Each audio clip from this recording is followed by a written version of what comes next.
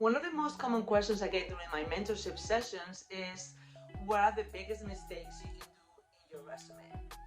And in order to answer this, probably what you have to take into consideration first is that resume styles can vary in different countries and continents. So, as I always recommend, you must tailor your resume, your job application materials to meet the standards and requirements at the market you're applying to. So, for instance, just to give you an example, some things like including your profile picture in the resume is a definite no if you are willing to present your credentials to an American company, while in some European countries it's not viewed as negatively. But just to go to the very limit, like in Spain, for instance, it will be an absolute red flag, and you just cannot include your profile picture to pass the very first guide. Resume styles and content will also vary in field of expertise, locations, company, etc.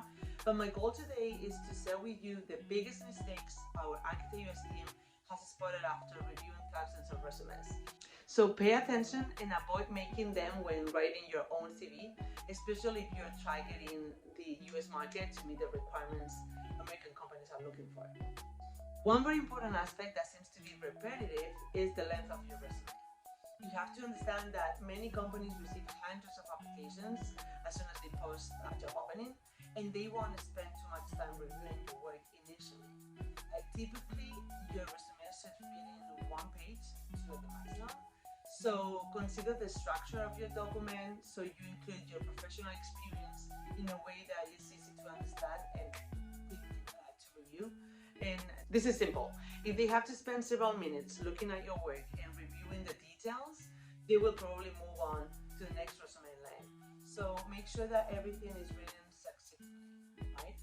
Probably the best idea is to list your previous jobs, starting with the most recent, and make sure you include just the key information, like the job position you held and the time worked there. We understand that in many different countries, it's normal to see resumes that are 3-4 pages long, but if you're considering getting a job in the States, you should try to adapt to the standards they are used to, right? They really value your ability to be concise and straight to the key points. Another aspect you must take into consideration is personal information. While it is an important part of your resume, it is also one that can be difficult to craft. Just in the US, mentioning personal information is optional, but you don't have to include things such as age, marital status, number of children, even personal hobbies, gender, or nationality. Accordingly, in the event you decide that you want to include some of these aspects, you want to make sure that your personal interests or hobbies are somehow related to the position or profile of the company that you are after.